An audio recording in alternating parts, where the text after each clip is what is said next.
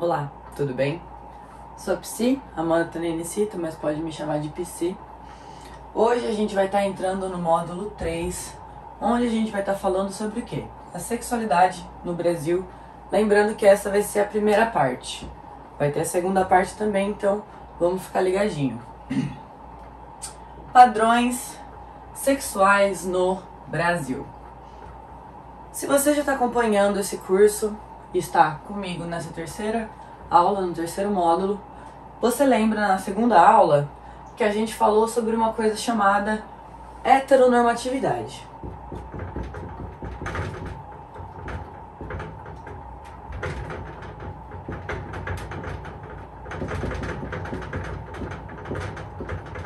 Lembra que a gente falou sobre essa palavrinha aqui, que ela é muito importante, né? Porque a heteronormatividade, o que ela é? Ela é a norma hétero que está em atividade. Entendeu? Muito importante a gente sempre analisar as palavras. Então, o que isso quer dizer?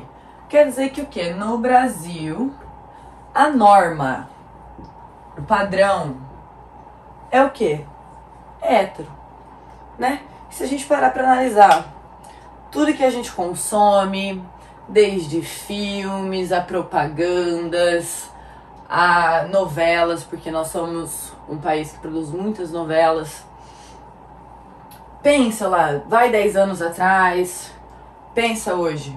Muita coisa mudou, certo? A gente vê uma coisinha chamada representatividade acontecendo muito mais. O que é a representatividade? A representatividade é aquilo que permite, literalmente, que um grupo seja representado. E ela é importante? Ela é crucial. Ela é... não tem como não tê-la, entende? Então, o que a gente consome muito?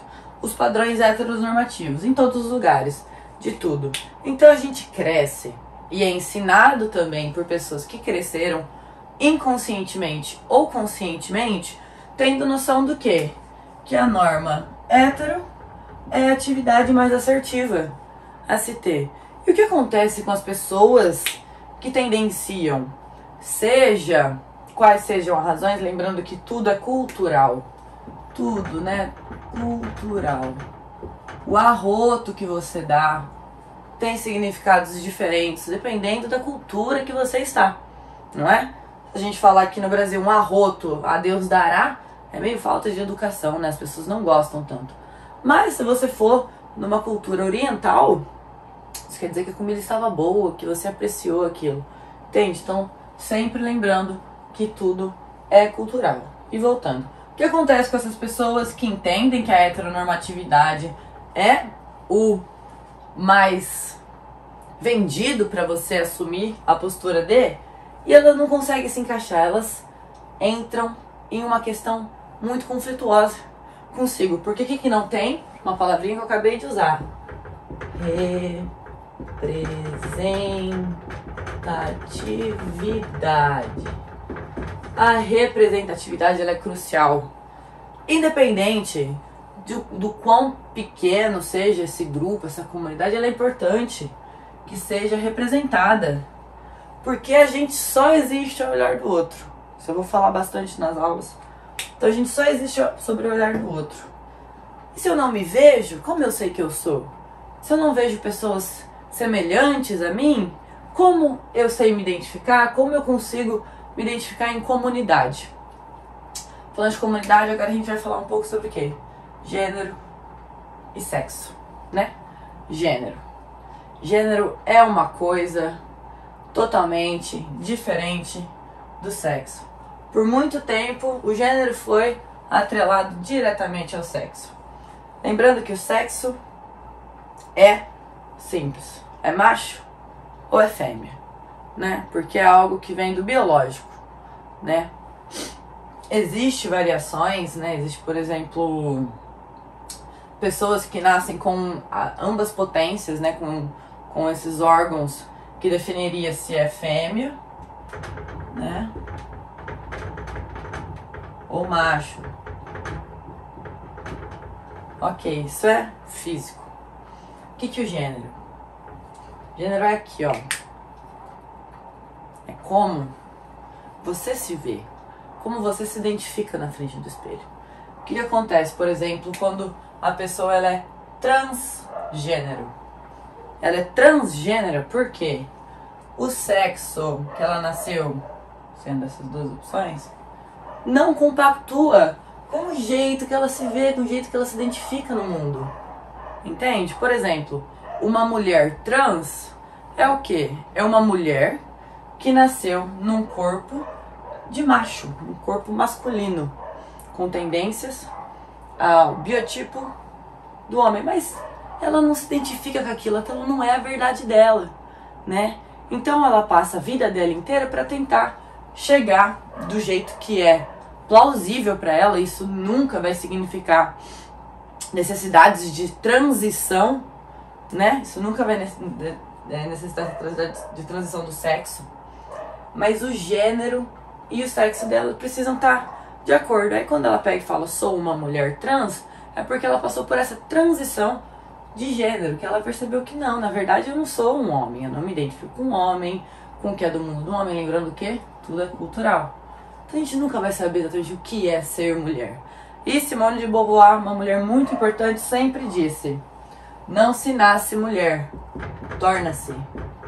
Então, leve isso pro resto da sua vida e respeite todas as variações de tudo aquilo que existe entre a mulher cis, o homem cis. Tem toda uma variedade imensa de possibilidades de seres humanos com variações de gênero. Então, conversamos um pouquinho disso, acho importante a gente saber, porque o conhecimento, ele leva o quê? Ele leva a não descriminalização. Você pode não achar legal, você pode não querer pra você, mas isso não te dá o direito de desrespeitar isso vinculado com isso. Quando ao teu olhar isso não faz sentido, mas o sentido não é pra você, o sentido tem que ser pro outro sempre.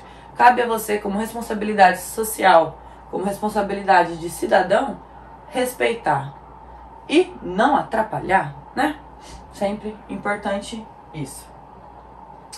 Pornografia.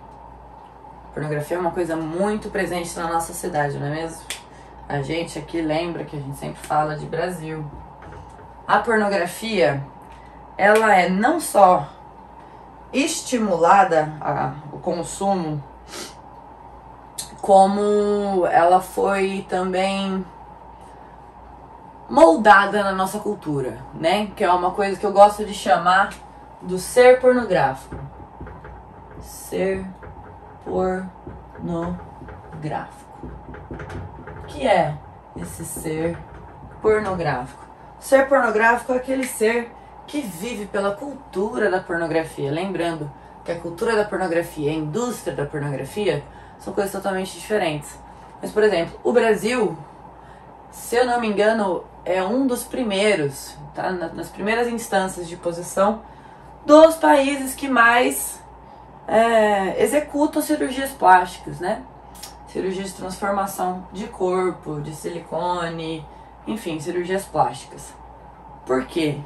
Porque existe um padrão sexual de imposição de gênero, de imposição de sexo, heteronormativo, que vem da influência direta da pornografia. Doido, né? Então, por exemplo, por que existe tanto preconceito quando eu falei sobre gênero e sexo? Por que é entendido que a fêmea tem que ser? A fêmea precisa ter unhas postiças e precisa ser totalmente depilada e não pode ter sinais de qualquer vivência, ela precisa dormir e acordar perfeita e tem que ser gostosa, né? Isso também é cultural, gostosa de cada um. Peitões e papapá, não pode. Enfim, não pode ser real. Uma pessoa que não pode ser real. Isso é o que é reservado pra fêmea, né? Pro sexo fêmea, pra mulher. E de onde vem tudo isso? Pornografia, esse ser pornográfico. Quem que é assim? A atriz pornô. A atriz pornô é assim. Eu gosto muito de chamar pornografia, no caso a indústria, pornográfico, pornô que se consome e tal, como sexo sci-fi. Né? Porque aquilo não tem absolutamente nada de real. Não existe nada ali que seja de fato verídico, que seja de fato um ensinamento sobre o que é o mundo real do sexo. Muito pelo contrário, ele afasta. Pornografia afasta você da realidade. A realidade, ela vira aversiva. Ela vira aversiva, aquela mulher real, aquela pessoa que existe, que tem marcas, que não é uma bodybuilder, que não tem os peitos lá no pé de Deus. Essa pessoa, que é real, ela fica desconsiderada. Ela não é levada em consideração. Aí esse macho, né, que é culturalmente, isso é até interessante porque eu vi uma pesquisa que tentou acontecer, que era pra ver como que era a influência na vida dos homens que consomem pornografia e dos homens que não consomem pornografia. Não aconteceu essa pesquisa, sabe por quê? Porque não existem homens que não consumam pornografia. Se ele não consumiu, ele vai consumir. Se ele não consumir, vai consumir, ele está consumindo. Entende? Existe sim agora as pessoas que pararam de consumir a pornografia, os homens que pararam de consumir a pornografia. Esse homem, ele também vai sofrer com isso. Porque ele é ensinado ao quê? Que aquilo é legal, que aquilo é interessante, que aquilo faz ele viril, que aquilo faz ele o quê? Macho. Macho. Só que ele se afasta da realidade também. Porque ele perde o tesão. E o tesão, lembrando que não é só uma coisa sexual, né? É uma vontade de viver, aquele tesão em comer aquela coisa gostosa, aquele tesão de fazer algo, aquele tesão de fazer essas coisas. Entende? O homem, ele se afasta com esse tesão sexual na realidade, né? E ele não quer consumir a fêmea real. Ele quer consumir a pornografia. Aí ele pega, ele transa, muitas vezes o que? Acontece uma falha na performance, que ele estava esperando algo, por N razões, mas muito vinculada à pornografia. Ele se afasta da realidade e fica mal. Aí ele no caminho de casa tá pensando, nossa, agora eu vou chegar em casa, colocar lá um pornozinho e resolver isso em 2 minutos. Você ensina o seu cérebro a fazer o quê? Não preciso de realidade, não preciso de pessoas reais. Eu posso pegar o meu sexo sci-fi e me resolver, entendeu? Quão prejudicial tudo isso é. E tudo isso que eu tô falando são informações extremamente recentes. Existem poucas, de fato, no Brasil, justamente por a gente ter muito esse ser pornográfico, essa indústria pornográfica, essa indústria da pornografia, a pornografia. Então eu acho interessante a gente trazer esse assunto já com essa relevância. E o que a gente faz com isso? A gente avalia e questiona. Questiona. Tudo e qualquer coisa. É difícil quando a gente vira uma pessoa questionadora, a gente fica exacerbado de respostas. O que vai acontecendo? A gente vai mudando as questões para as outras questões, para as outras questões, e assim vai sendo um movimento. Então, questione. Questione os seus padrões sexuais. Permita-se questionar gênero e sexo. Lembre que nada é perpétuo. Não existe isso. Se a gente muda o físico, muda o cabelo, adiciona coisas no corpo, tira coisas do corpo, perde corpo, muda pessoas, muda pensamento, muda fala, muda voz, nasce pinta, tira pinta. Por que que isso vai ser eterno? Nasci assim, vou morrer assim. Não. Permita-se questionar. Permita-se, né? Então eu acho que a forma mais eficaz pra gente trabalhar todas essas questões é sempre questionando. E o questionar, mais uma vez, precisa do outro. Então, permita-se, seja. Até uma próxima.